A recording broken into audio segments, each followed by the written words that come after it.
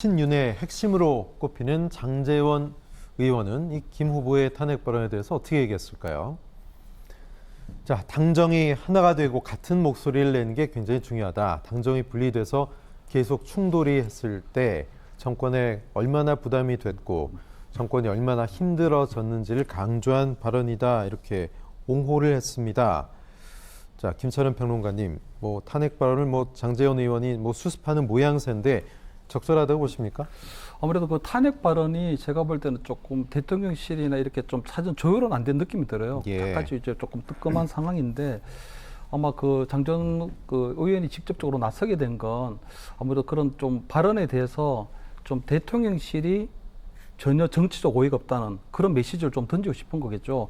사실은 보면은 그 지금 그 안윤연대라고 해서 계속적으로 이 청와대 그 대통령실은 당무 개입을 안 하고 있는데 사실은 안철수 후보나 이쪽에서는 계속 대통령실을 끌어들이려고 했거든요. 그 대통령 탄핵 발언 같은 경우에는 대통령실은 전혀 관계없으니 관여할 일이 아니라고 선을 분명히 그어준 것이고 그런 부분에서 보면 대통령 탄핵이라는 부분들은 굉장히 금기에 해당할 만큼 위험천만한 발언입니다. 네. 근데도 불구하고 김경원 후보가 너무 나간 부분에 대해서는 좀 그런 정치적 오해가 없도록 장제원 의원이 직접 나가서 좀 수습을 하고 대통령실이 또 김기현 후보에게 보내는 정치적 어떤 오해가 전혀 없다는 부분들을 간접적으로 아마 당원들에게도 전달하는 그런 메시지가 있다고 생각합니다. 예. 전 장제원 의원은 당분간 얘기하지 말아야 된다고 생각해요.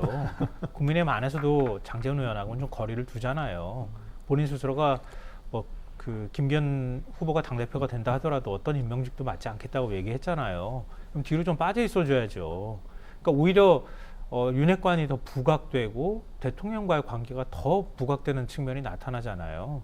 그러니까 조용히 하고 있지를 못하는 거예요. 자꾸 얘기 나오면 뭔가 자꾸 얘기를 얹으려고 하고 그러다 보면 끊임없이 의심을 사고 있는 이런 상황이 되는 건데요.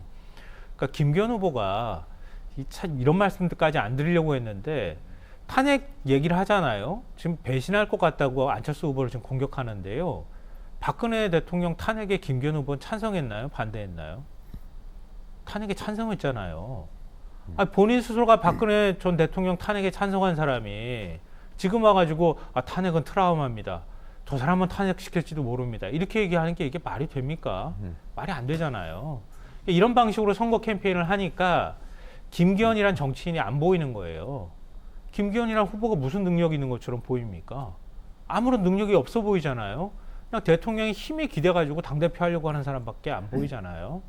그러니까 선거 캠페인을 이렇게 해버리면 무난하게 이길 선거도 지금 굉장히 힘들게 이기는 쪽으로 가는 것이다. 왜 이렇게 자꾸 가는지 모르겠어요. 안철수 후보는 제가 볼 때는 좀 더 큰 얘기들을 할 거거든요. 좀 이런 거하고 무관하게 진흙탕으로 안 들어가겠습니다. 안철수의 정치를 보여주겠습니다. 이렇게 얘기를 하는데 김기현 후보는 끊임없이 네거티브를 하잖아요. 굉장히 수세에 몰린 것 같은 후보의 모습이 비춰지는 것 같아서 그렇게 썩 보기 좋지 않습니다.